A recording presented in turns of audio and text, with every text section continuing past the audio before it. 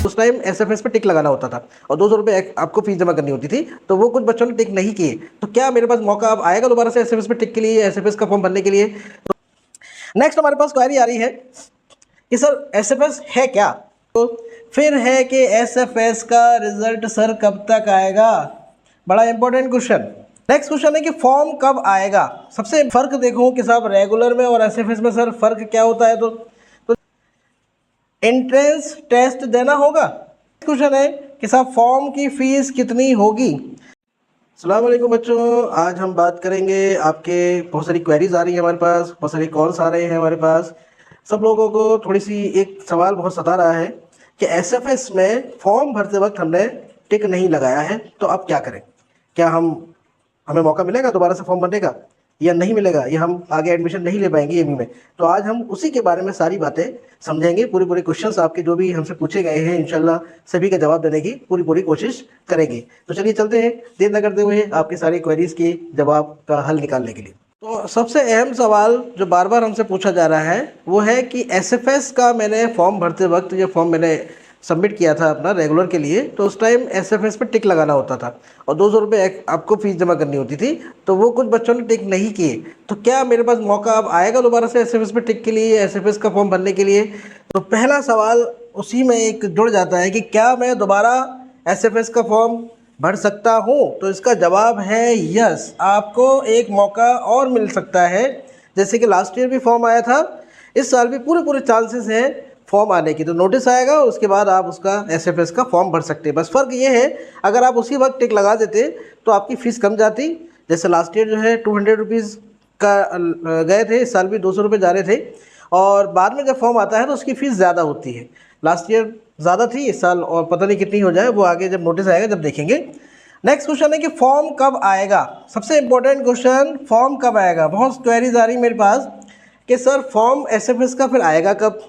तो देखिए एक बात हमेशा याद रखिए, जब तक आपके ये रेगुलर के एडमिशन्स पूरे नहीं हो जाएंगे, जब तक ये एसएफएस का फॉर्म नहीं आने वाला। तो सबसे पहले तो आपका ये फर्स्ट लिस्ट निकल के रहेगी, फर्स्ट लिस्ट का जो भी सिलेक्शन हो जाएगा उसके बाद फिर ये नोटिस निकालते हैं एसएफएस के लिए दोबारा से।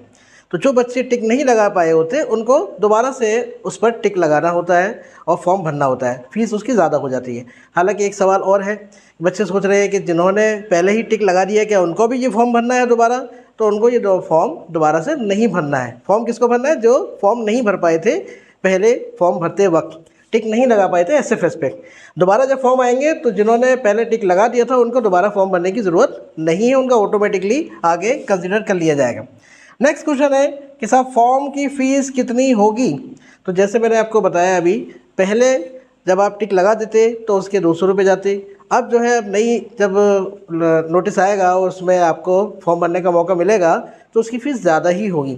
लास्ट ईयर जैसे 500 रुपीज़ थे, इस साल पता नहीं इस साल कितना होगा, नोटिस आएगा उसके बाद देखते हैं। यानी पूरे चांसेस हैं फॉर्म आने के, जैसे लास्ट ईयर भी हुआ है तो इस साल भी इंशाल्लाह आपके फॉर्म एसएफएस के लिए ज़रूर आएंगे दोबारा से।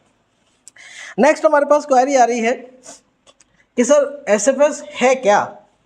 देखिए सेल्फ फाइनेंस देखा जाए तो कुछ नहीं है, बस आपको ज़्यादा फ़ीस देनी पड़ रही है, ज़्यादा फ़ीस जो है पे करनी पड़ रही है किसी भी कोर्स के एडमिशन में। तो पहले अगर मैं फ़र्क देखूं कि साहब रेगुलर में और एसएफएस में सर फ़र्क क्या होता है, तो देखिए बहुत से लोग आपको कहेंगे कि एसएफएस ऐसा है या वैसा है और रेगुलर ऐसा है वैसा है। देखिए किसी की बातों में बताइए, मैं आपको बिल्कुल क्लियर बता रहा हूँ, एसएफएस और रेगुलर में कोई ख़ास फ़र्क नहीं होता। फ़र्क कितना होता है, किस चीज़ का होता है? तो देखिए सबसे पहला फ़र्क, अगर आप रेगुलर में एडमिशन होता है आपका, इस फर्स्ट लिस्ट में एडमिशन हो जाता है तो आपकी फ़ीस कम जाती है, बहुत कम जाती है। और अगर इसमें आपका मेरिट नहीं आ पाती है तो थोड़ा कम अगर आपने करा है तो फिर एसएफएस में एडमिशन होगा। और एसएफएस में सबसे बड़ा मसला होता है सिर्फ़ और सिर्फ वो है फ़ीस का। इसकी फ़ीस बहुत ज़्यादा हाई होती है। जैसे लास्ट ईयर 11th की अगर मैं बात करूँ, 11 की 30,000 फ़ीस थी लास्ट ईयर। अब इस साल और बढ़ जाए तो कुछ कह नहीं सकते, लेकिन लास्ट ईयर का मैं बता रहा हूँ कि 30,000 फ़ीस थी, जो कि इसके कंपैरिजन में काफ़ी हाई है, बहुत ज़्यादा फ़ीस हो जाती है इसकी एसएफएस की। तो फ़ीस का फ़र्क होता है पहली चीज़। और दूसरा, इसमें सुबह की क्लासेस लगती हैं, जबकि इसमें इवनिंग का मतलब शाम को नहीं लगेंगी, आपकी 12 बजे 1 बजे के बाद आपकी क्लासेस लग जाती हैं और शाम को 5 बजे तक आपको घर पर 5-6 बजे तक आप घर लौट आते हैं। तो ये इसका फ़र्क है मेन, और कोई डिफरेंस नहीं है। अब नेक्स्ट क्वेरीज जो हमारे पास आ रही हैं बार बार, बच्चे थोड़े परेशान हैं इस मामले में, वो कह रहे हैं सर इसमें एसएफएस में एडमिशन कैसे होगा, एंट्रेंस टेस्ट देना होगा क्या, हमें एसएफएस के लिए दोबारा से टेस्ट देना पड़ेगा? तो देखिए भाई, आपको दोबारा टेस्ट नहीं देना है, आप पहले ही टेस्ट दे चुके हैं, उसी की मेरिट की बुनियाद पर आपका सिलेक्शन होना है एसएफएस में भी। जिनका ज़्यादा हाई मेरिट होगी उनका रेगुलर में सिलेक्शन हो जाएगा, और जिन्होंने टिक लगा दिया था एसएफएस का तो उनका फिर एसएफएस में उनको कंसिडर किया जाएगा कि मेरिट थोड़ी कम रह गई है। तो आपको एंट्रेंस टेस्ट दोबारा से नहीं देना है, नो टेस्ट, दोबारा टेस्ट नहीं होगा।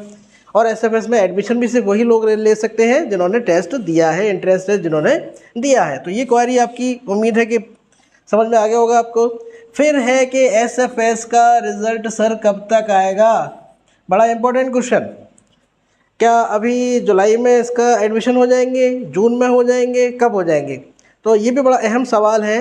तो देखिए होता क्या है, प्रोसेस क्या है, सबसे पहले तो आपके जो रेगुलर के एडमिशन होते हैं वो होते हैं, उसी की पहले लिस्ट आएगी, फिर पूरा प्रोसेस चलेगा, तो कम से कम 1 महीना तो इसी में लग जाता है। उसके बाद ये नोटिस निकालते हैं एसएफएस के लिए दोबारा से फॉर्म भरने के लिए, जैसे आपको बताया हमने कि दोबारा से आपको मौका मिलेगा फॉर्म भरने का।